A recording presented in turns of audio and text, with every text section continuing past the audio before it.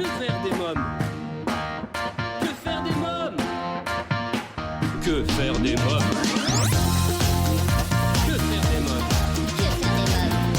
Que faire des mômes? Que faire des mômes? Que faire des mômes? Que faire des mômes?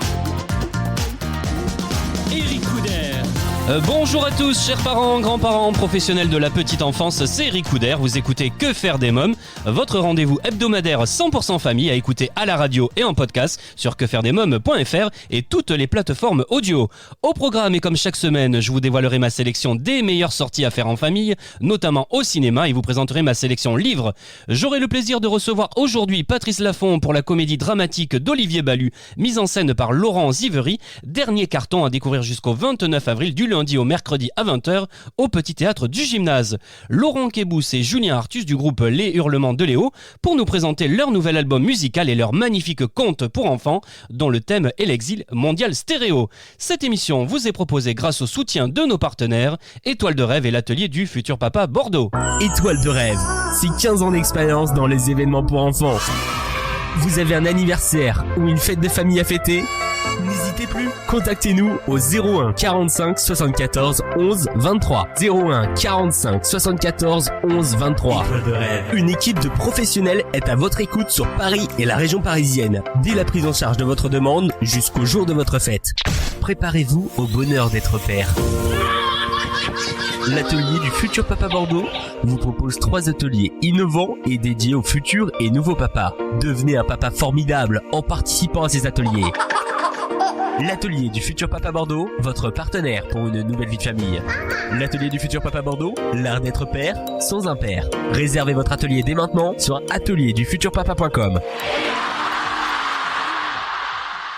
À présent, dans Que faire des mômes, c'est votre rubrique cinéma. Que faire des mômes? Cette semaine, je vous parle d'En avant, le nouveau film d'animation Pixar, pour lequel nous avons été invités à la projection presse et nous avons adoré. C'est l'histoire de 2 frères elfes qui reçoivent en cadeau de leur père décédé un bâton magique qui permettra de le faire revenir pendant 24 heures. Ils partent tous les deux dans une quête. Ils devront croiser monstres et merveilles afin d'y parvenir. Une jolie occasion pour les 2 frères d'être réunis. Je vous propose de découvrir la bande-annonce. Autrefois, le monde était rempli de merveilles. Tout n'était qu'aventure. Il y avait la magie. Mais elle n'était pas facile à maîtriser. Le monde trouva des méthodes plus simples. Pourtant, j'ose espérer qu'il reste un peu de cette magie en vous.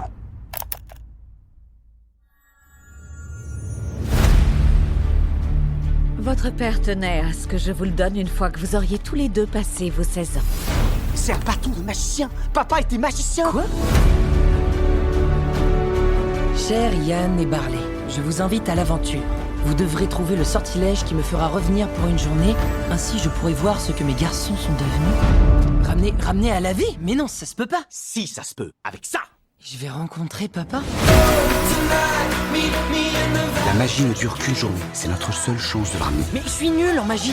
Il va falloir qu'il s'exerce un peu. Menton droit, épaule relevée, pied écarté et le dos un chouïa cambré. Les épaules. J'essaye de me concentrer. Concentrage. Ah, laisse tomber! Barley! Oh non! Autrefois, le monde était plein de merveilles.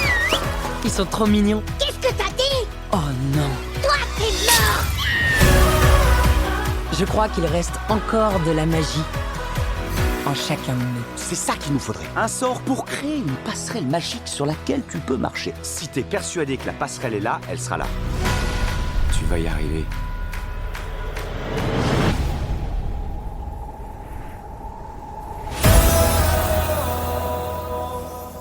En avant, un conte merveilleux à voir en famille au cinéma.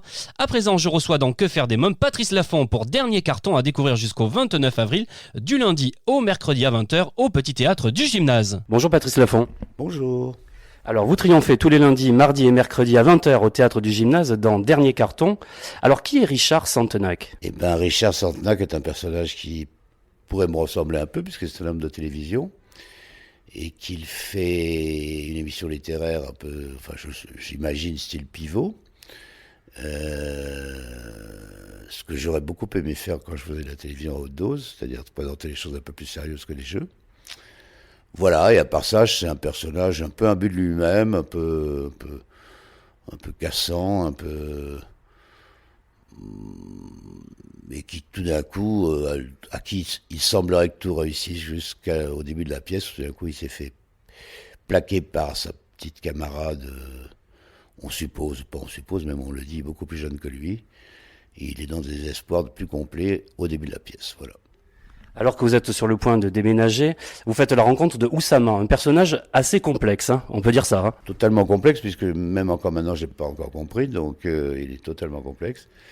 C'est un déménageur, un jeune type, bien, qui a l'air comme ça, sympathique, plutôt attrayant, qui parle bien, et qui devrait enlever, d'où peut-être le titre de la pièce, le dernier carton, et qui ne part plus.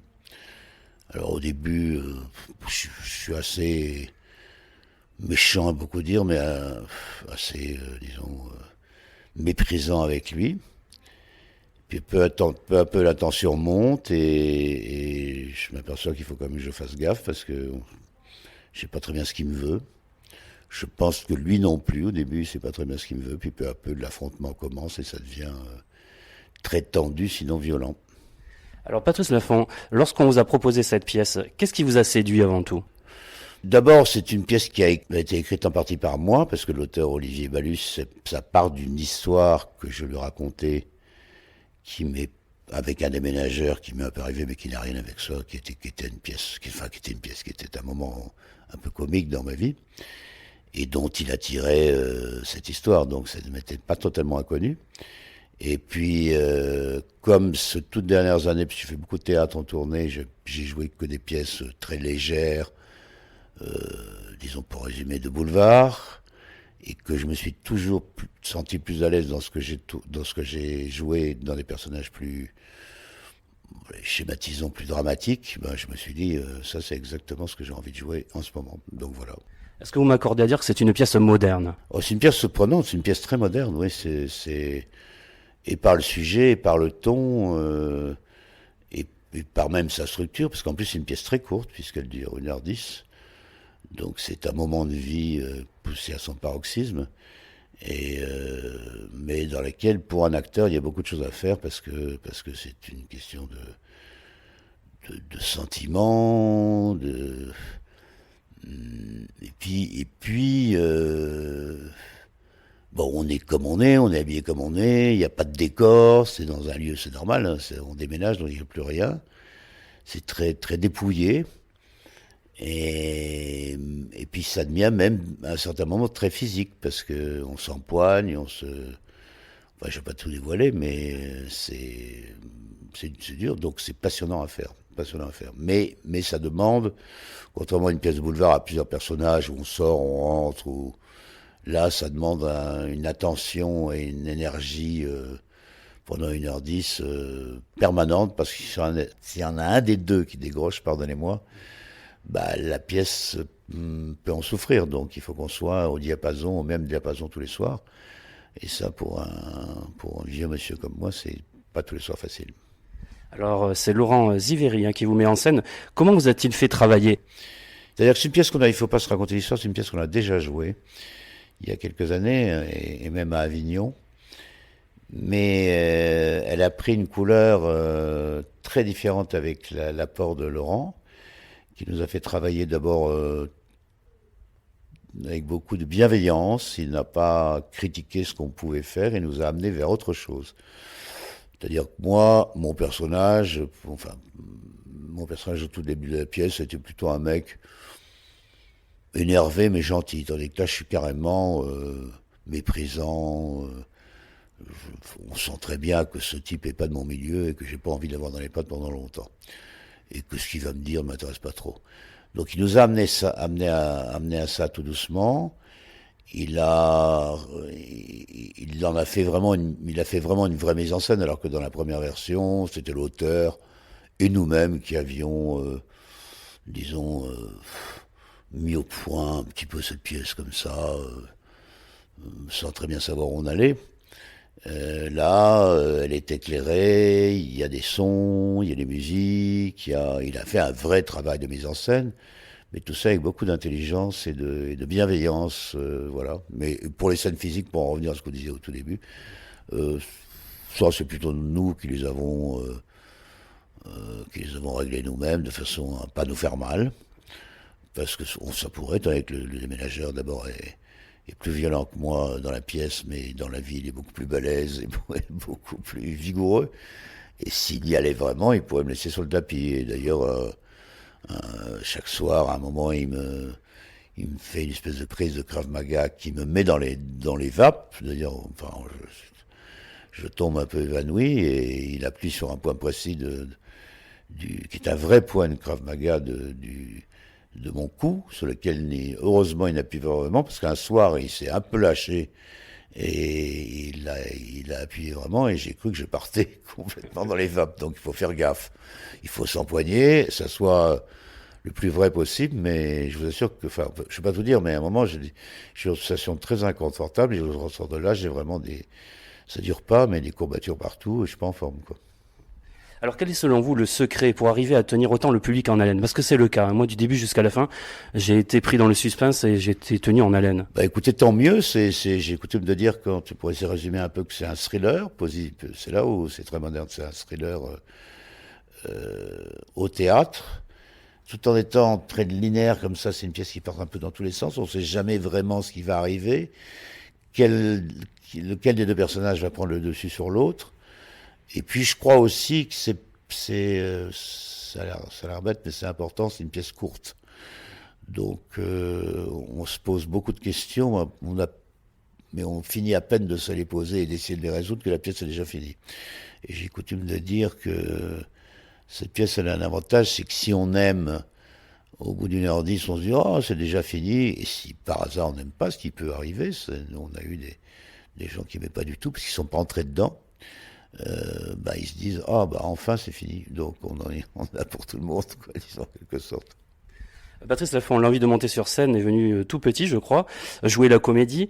C'est au moment de l'enfance, c'est ça, à ce moment-là, lorsque vous étiez petit garçon, vous aviez envie de jouer? Dans ma famille, on avait coutume de dire, je crois que c'est vrai d'ailleurs, que comme on allait beaucoup à la messe le dimanche, c'est une famille très catho à l'époque, dans les déjeuners du dimanche avec mes grands-parents et tout, on m'a beaucoup raconté, je m'en souviens pas vraiment, mais que je montais sur une chaise et que je refaisais le prêche du curé.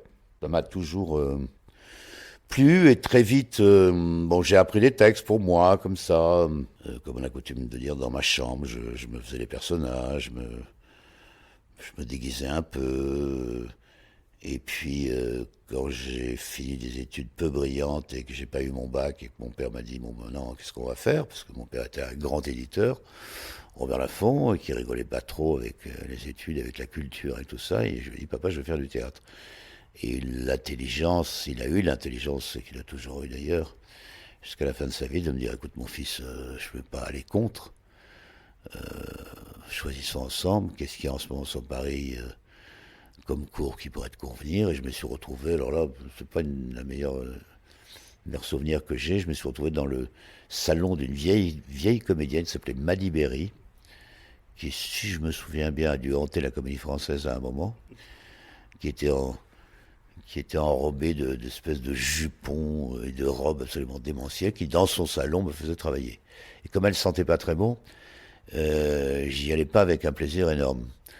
Puis peu à peu, on s'est dit il fallait que je franchisse d'autres étapes, et j'ai fait plusieurs cours. J'ai travaillé avec Georges Vitali, j'ai travaillé avec Yves Furet, qui était à l'époque un transfuge de la Comédie Française, mais qui avait monté à court, qui avait une connotation pour la France, un peu acteur studio, dans lequel il y avait mes copains comédiens, en tout cas ceux qui ont réussi. Il y avait Roland Giraud, il y avait Yves Régnier, entre autres.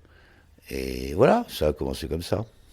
Mais mon père, encore une fois, m'a laissé faire ce que j'avais envie de faire. Quel petit garçon vous étiez? J'ai très peu de souvenirs d'enfance, je vous le dis en général. Je crois que j'ai eu de la chance de naître un peu avec une cuillère en argent dans la bouche, comme on dit. Donc j'étais un petit garçon assez insouciant, heureux. Après, mes parents ont divorcé, donc c'était plus dur, parce que mon père restait à Paris. Moi, je suis redescendu sur Marseille. qui était ma ville de naissance avec ma maman. J'étais un chahuteur, j'étais toujours la plaisanterie, j'étais paresseux, j'étais joueur, le jeu. Les jeux avec mes cousins, l'été, c'est moi toujours le chef de bande. Je mettais au point de grands jeux de piste. Non, j'étais un petit garçon, un peu indiscipliné, mais pas trop, un peu chef de bande, mais jamais trop. J'étais dans la bonne moyenne des gens sympas. Alors vous êtes papa, vous avez 2 filles et un garçon, il me semble.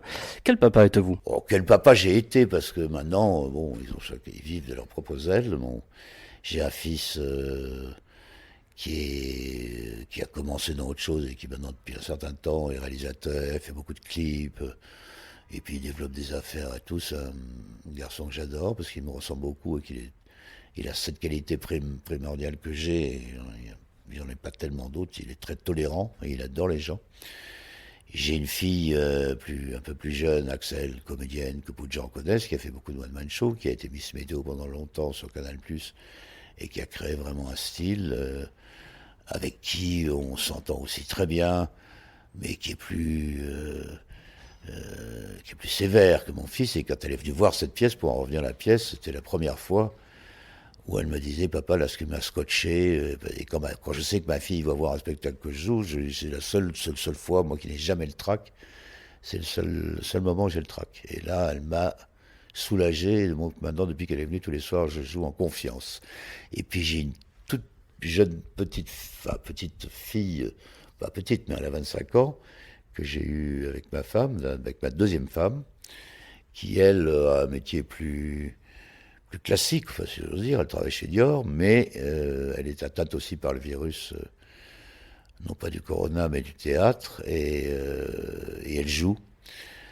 Tout en étant chez Dior, elle a créé d'abord une web-série qui s'appelait Joker, qui a très bien marché, et maintenant elle a été, concours de circonstances, repartira dans les détails, elle joue au Théâtre Michel, au Théâtre Donou, une pièce d'Eric Assous, qui s'appelle Mon meilleur copain, qu'elle a commencé qu'elle joue en alternance, et elle s'éclate. Donc elle arrive à faire les deux, elle travaille la journée, le soir elle joue. Voilà, donc je suis très fier de mes enfants. Alors Patrice Laffont, c'est 40 ans de carrière à la télé, avec un nombre inconsidérable d'émissions telles que Les chiffres et les lettres, Dessiner c'est gagner, Pyramide, Fort Boyard entre autres. Quelle est l'émission dont vous êtes le plus fier ? Et plein d'autres émissions dont je me souviens même pas. Il paraît que quelquefois mes copains me disent « Tu te rappelles quand tu as présenté ça ?» Je me souviens même plus. Écoutez, les deux, au point de vue, bon, celle qui m'a lancé, Les chiffres et les lettres, je ne vais pas cracher dans la soupe, était très importante pour moi. Même si c'était très difficile à présenter, parce que c'était de l'anti-présentation et que je me faisais plus engueuler qu'autre chose, que dès que je disais un truc un peu que je croyais rigolo. Mais les deux émissions qui m'ont vraiment marqué pour des raisons différentes, c'est Pyramide, parce que c'était disons un mécanisme comme on a rarement eu dans un jeu, qui était d'une intelligence folle et auquel je jouais en même temps que les candidats, ce qui de temps en temps me distrayait de mon rôle d'animateur, et Fort Boyard parce que, encore une fois, un genre d'émission qui n'existait pas et dans laquelle j'avais eu la chance d'être choisi par Marie-France Bruyère à l'époque, et ça a été pour moi l'occasion de créer une sorte de style d'animation qui était à mi-chemin entre l'animateur classique et le comédien. Et donc c'est les deux émissions qui m'ont marqué le plus et que j'ai fait, l'une 10 ans Fort Boyard et l'autre 13 ans Pyramide. Voilà. Alors que pensez-vous de la télé actuelle, des programmes et de la façon de produire les émissions ? Ça a changé. Vous savez, j'ai rien d'un ancien combattant qui aurait tendance à cracher dans la soupe sur tout ce qui s'est fait avant. C'est vrai que le rythme à mon époque était beaucoup plus lent. Je vois même comment Fort Boyard a évolué maintenant. À mon époque, il y avait du mystère, mais je dis pas que c'était mieux, hein. Il y avait du mystère, c'est un peu un jeu de rôle comme ça, qui allait relativement doucement, où les personnages prenaient leur importance. Maintenant, c'est un clip merveilleusement bien fait, destiné au public jeune. Bon, d'accord, ça c'est l'évolution de l'émission, mais il y avait des choses très bien à mon époque, on prenait plus le temps, peut-être un peu plus culturel, quoique j'aime pas trop ce mot, mais Mais il y a des choses que j'aimais beaucoup à mon époque et des choses que j'aime beaucoup maintenant, voilà. Donc je pense que la télé, malheureusement, je pense qu'elle est un peu morte. Moi qui étais et qui suis toujours d'ailleurs un gros consommateur de télé, je vois ma fille qui a 25 ans, elle ne la regarde plus du tout, quoi. Elle regarde des séries, ou elle regarde sur son iPad, je sais pas ce qu'elle a envie de regarder, ou elle est scotchée aux réseaux sociaux, mais la télé, le programme télé à télé de flux classique, ça n'existe plus. Je pense que, heureusement, mais ou malheureusement, mais dans quelques années, peut-être une quinzaine ou une vingtaine d'années, ça aura disparu. Il faut qu'ils trouvent des solutions différentes, ça c'est sûr. Patrice Laffont, votre actualité, ces derniers cartons, tous les lundis, mardis et mercredis à 20h au Théâtre du Gymnase. Le succès est tel que je crois que l'on peut déjà annoncer des prolongations. Normalement, oui, si tout va bien, et si ce qui se passe de grave en ce moment, entre autres, c'est pas le plus important, mais ne vide pas les salles, on ira jusqu'à fin avril. Et puis peut-être après, si les choses, peut-être dans un autre théâtre plus tard, mais en tout cas, pour le moment, on est parti jusqu'à fin avril. Voilà. Merci Patrice Laffont, merci beaucoup. Je vous en prie. Merci à vous. Dernier carton avec Patrice Laffont, la comédie dramatique à découvrir jusqu'au 29 avril, du lundi au mercredi à 20h, au Petit Théâtre du Gymnase. Il est temps maintenant de retrouver Laurent Kébous et Julien Artus du groupe Les Hurlements de Léo pour leur nouvel album musical et leur magnifique conte pour enfants, dont le thème est l'exil, Mondial Stéréo. Bonjour Laurent Kébous. Bonjour. Racontez-moi, comment est né ce beau projet d'album et de conte pour les enfants, Mondial Stéréo? En fait, j'ai 2 enfants. Qui sont revenus à la maison, 2 filles, qui sont revenues à la maison un jour et en me disant papa, c'est quoi ces histoires là de migrants, raconte-nous. Et donc du coup ça m'a plongé en fait sur des choses familiales qu'on avait vécues il y a très longtemps, la 3e génération d'avant, si tu veux, sur le fait que une partie de ma famille avait été déplacée en fait. Et donc ça remuait des choses. Et je me suis dit, il faut que j'arrive à en discuter le plus simplement possible. Donc je lui dis, c'est des gens qui vivent dans un pays tout simplement, et qui vivent l'exil. Donc ils partent, et ils arrivent dans un autre pays, et ils doivent s'en accommoder. Ils n'ont pas les mêmes racines, les mêmes origines, tout simplement, et la même langue, les mêmes coutumes. Et ils doivent arriver et faire leur vie, quoi. Et en fait, je me dis que c'était pas suffisant en fait par rapport à ce qu'on était en train de vivre, surtout au niveau médiatique. La migration, on est en train d'en parler comme une espèce de fléau où on stigmatise la population qui est en train de vivre sa migration, en fait, son exil, en disant ils arrivent, c'est un peu des envahisseurs. Et j'ai essayé d'imaginer un conte. Là, je te parle du conte où les enfants pouvaient se retrouver dedans avec des personnages qui sont personnifiés par des animaux en fait. Qui sont plutôt jeunes, donc entre 10 et 14 ans, et qui vivent une histoire. Alors l'histoire, elle est vraie, papa, ou elle est fausse? Elle est fantasmée ou elle est... Mais, je dis c'est tout ça à la fois en fait. Mais pour moi l'idée c'est juste de se mettre à la place des autres. Et je voulais que l'enfant puisse avoir un vrai recul sur se dire mais est-ce qu'en fait on est vraiment traité de cette façon-là dans sa vie? Et c'était le début en fait des conversations et de la naissance de ce projet Mondial Stéréo. Une discussion avec des gosses en fait, voilà. Et c'est un projet aussi que vous avez mené sur le terrain, hein, vous êtes allé sur le terrain directement. On a été sur le terrain, on a rencontré des classes de primo-arrivants, donc des gens qui avaient vécu l'exil, des classes aussi de petits CM1, CM2, à qui on a raconté cette histoire et qui nous ont posé des questions. On s'est emparé de leurs mots, de leurs préoccupations, pour fabriquer des chansons qui n'ont aucune autre prétention que de pouvoir parler de ça en famille. C'est-à-dire que les enfants et les parents se nourrissent des mêmes chansons en fait, et qu'ils aient chacun un degré de lecture ou de perception des choses. Voilà. Alors vous accueillez pas mal d'invités sur cet album. Qui sont les invités ? Les invités, il y a les chanteurs de Danakil, il y a les Ogres de Barbac, bien entendu, qui sont nos frères amis depuis maintenant 25 ans. Il y a une chanteuse Skelina, suédoise, qui est remarquable, un chanteur sénégalais qui s'appelle Lidiop, qui a une voix de malade, qui chante avec nous sur un morceau qui s'appelle Ouria, qui veut dire liberté, et tant d'autres. Voilà. C'est 13 titres l'album, c'est à la fois poétique, réaliste, parfois grave, mais toujours empli d'espérance en tout cas. Toujours rempli d'espérance parce que finalement nous, on a toujours pris le parti pris de raconter des choses qui sont peut-être dures à entendre au niveau du sujet, mais toujours avec des musiques qui sont enjouées. Et là, le parti pris de l'album, si tu veux, on est parti sur du reggae, du rocksteady ou de la musique caribéenne. C'est une musique qu'on ne joue pas du tout, on est plutôt un groupe de rock, tu vois, d'habitude. Donc on a appris à jouer, on est parti au local, on a appelé des invités qui, eux, ont l'habitude de travailler ce genre musical. Ils nous ont encouragés, ils sont venus nous apporter leur expérience et on a fait nos histoires comme ça, quoi. Voilà. Alors, je voudrais qu'on revienne un peu sur le compte musical maintenant, Mondial Stéréo. Ouais. Qui sont Léo et Calypso ? Léo Calypso, c'est deux jeunes personnes qui vivent une situation dramatique et compliquée dans leur pays, un pays en guerre, et qui décident de quitter. On n'a délibérément pas dit que c'était en Syrie, par exemple, tu vois. On n'a délibérément pas dit qu'ils s'étaient fait refouler en Italie, parce que le bateau des SOS Méditerranée, finalement, les a recueillis là-bas. Mais les Italiens n'ont pas voulu les recueillir. Pour laisser, en fait, le fruit de l'imagination, et juste de se poser la question de comment, même si moi, demain, je dois quitter la France, que je dois aller en Australie, et qu'on ne veut pas m'accueillir, je suis en droit de demander pourquoi. Parce que je suis en train de me noyer ou de mourir.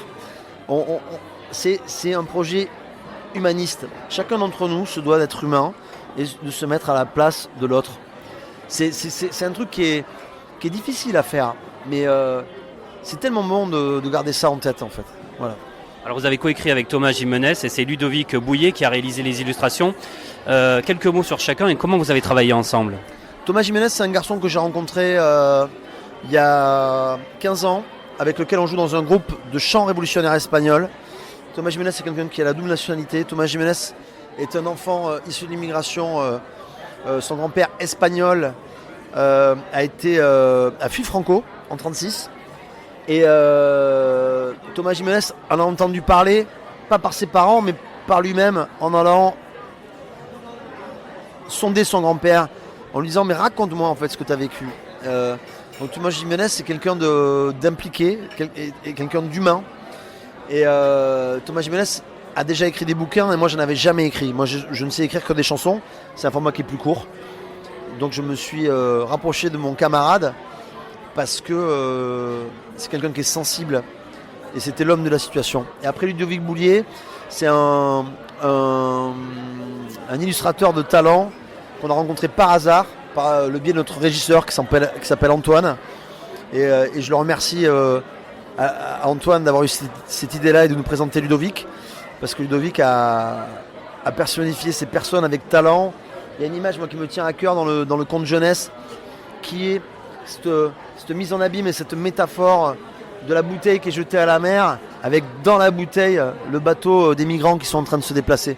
Pour moi, cette image, elle a une force qui est insensée, et je suis ravi d'avoir fait ça avec ces gens-là. Est-ce qu'on peut dire que ce livre est avant tout un outil pédagogique ? Ce livre est avant tout un outil pédagogique parce que beaucoup d'institutrices ou d'instituteurs s'en emparent pour raconter cette histoire. Et en plus, après, derrière, ils peuvent s'appuyer sur l'album. Et ça donne toute une magie, une résonance, en fait. Et puis ça donne aussi, moi, à titre personnel, une résonance sur des choses que moi, j'ai pas vécues, mais que mon grand-père a vécu. Mon grand-père a été déplacé, je dis déplacé pour ne pas employer un autre mot, dans sa vie. Au cours de la Seconde Guerre mondiale, et c'est quelque chose qui n'a jamais été trop développé dans ma vie familiale et sur lequel je me suis remis à discuter avec mes parents de gré ou de force pour savoir quelle était notre histoire finalement, parce qu'on a tous besoin de savoir d'où on vient et quelque part on a tous vécu l'exil si on réfléchit bien sur 3 ou 4 générations et qu'on va voir en fait comment on s'appelle, la racine de notre nom. Et d'où on vient, si on fait vraiment tout cet effort, on a tous été déplacés. Et quand on sait tout ça, on est tous capables d'accueillir l'autre. Voilà. Alors pour chaque livre vendu, 1 euro est reversé à l'association SOS Méditerranée. Alors quelques mots sur l'association SOS Méditerranée et quel est le but de cette association ? Cette association est là pour aller sauver des vies humaines qui sont en train de périr sur l'eau. Et depuis 2016, le droit maritime international est bafoué, notamment par les Européens, qui ne veulent pas accueillir ces gens donc qui ne veulent pas les sauver. Et la seule alternative pour les sauver, tout à l'heure Vincent a pris la parole pendant le concert, là, ou après le concert, ils ont sauvé 25 000 vies. C'est beaucoup 25 000 vies. Moi j'ai grandi dans une ville de 40 000 habitants. C'est la moitié de la population de Mont-de-Marsan, la ville dans laquelle j'ai grandi. C'est absurde. Pour la soirée d'aujourd'hui, on s'est quand même posé la question de savoir si on prenait un service de sécurité ou pas. Parce que SOS Méditerranée, quand ils interviennent et qu'ils prennent la parole, il y a des groupuscules fascistes qui se déplacent en disant on n'est pas d'accord. Et si tu veux, ça pour moi, quand moi j'apprends ça et que je discute avec le label et que l'information me revient, je suis catastrophé en me disant, en fait, nous on a juste des valeurs humanistes, quoi, et il y a quand même encore des cons là, en France et ailleurs, qui décident eux-mêmes de bafouer ce droit-là juste d'être un humain et d'avoir envie d'accueillir des gens et de discuter avec eux. Et si tu veux, moi dormir avec ça, je suis peut-être à fleur de peau, mais c'est pas possible en fait. Ça me désole. Voilà. On espère un monde meilleur dans l'avenir pour cette cause-là, quoi, qui va tous nous arriver à un moment donné s'il faut, pour des raisons climatiques ou autres. Alors Julien Artus, vous avez pris la parole. Qu'avez-vous envie de rajouter à nos amis auditeurs pour leur donner envie justement de se procurer l'album, de venir vous voir en concert et surtout de se procurer le livre pour les enfants? Mais c'est une petite tradition orale, c'est un passage de pouvoir, enfin un passage de savoir. On essaye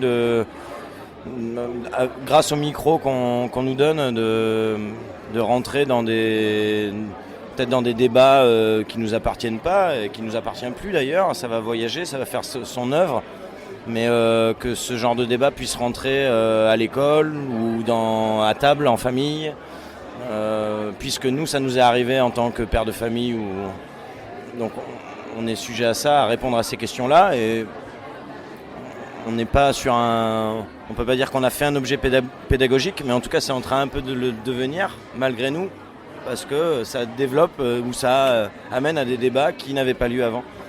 Donc oui, là en ça c'est cool.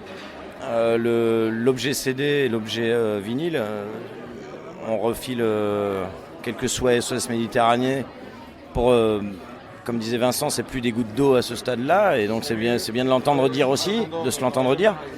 Il y a plein d'invités, ils ont répondu à l'appel, c'est des gens qui sont engagés dans leur vie de tous les jours à créer des belles choses et à des fois dénoncer si encore il est temps de le faire. Même des gros artistes qui vendent énormément de disques ne font pas ce genre de démarche. Ils vont pas mettre le pied en avant là-dessus parce que ça va peut-être les griller ou nous on n'en est plus là du tout. Et les artistes qui ont participé à ce disque non plus, je crois qu'ils n'ont plus rien à prouver de ce côté-là et on est tous ensemble.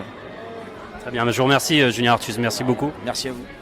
Merci Laurent Kebous, merci beaucoup. Merci à toi et merci d'être venu nous voir.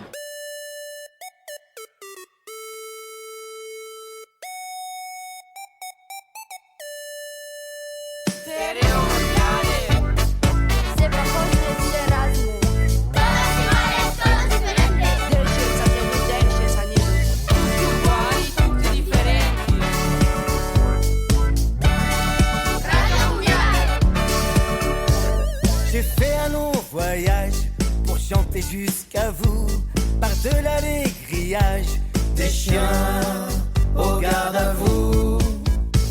Puisqu'on est tous pareils et tellement différents, le même sang dans les veines, écoutez, monte le son.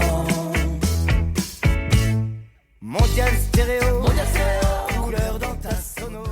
Vous venez d'écouter Stéréo Mondial, un des titres extraits du nouvel album musical de Mondial Stéréo. Mondial Stéréo, c'est aussi un merveilleux conte sur l'exil à découvrir à partir de 6 ans, une création originale des Hurlements de Léo, écrit par Laurent Kebous et Thomas Jimenez et illustré par Ludovic Bouillet, à vous procurer sans plus attendre. Et bien voilà, votre émission Que faire des mômes pour aujourd'hui, c'est terminé. On se retrouve bien sûr la semaine prochaine pour découvrir de nouvelles idées de sorties en famille et avec de nouveaux invités. Pour écouter nos anciennes émissions en podcast, lire et commenter les articles de notre magazine, magazine, nous contacter ou encore laisser un avis grâce à notre livre d'or. Rendez-vous dès maintenant sur le blog quefairedesmoms.fr. Pour rester informé sur notre actualité, je vous invite à nous suivre sur les réseaux sociaux et interagir à l'émission d'aujourd'hui avec le hashtag QFDM. Que faire des mômes est aussi disponible en podcast à travers le monde sur toutes les plateformes audio. Merci à tous pour votre fidélité, je vous embrasse fort ainsi que ma petite nièce Erika. Bye bye.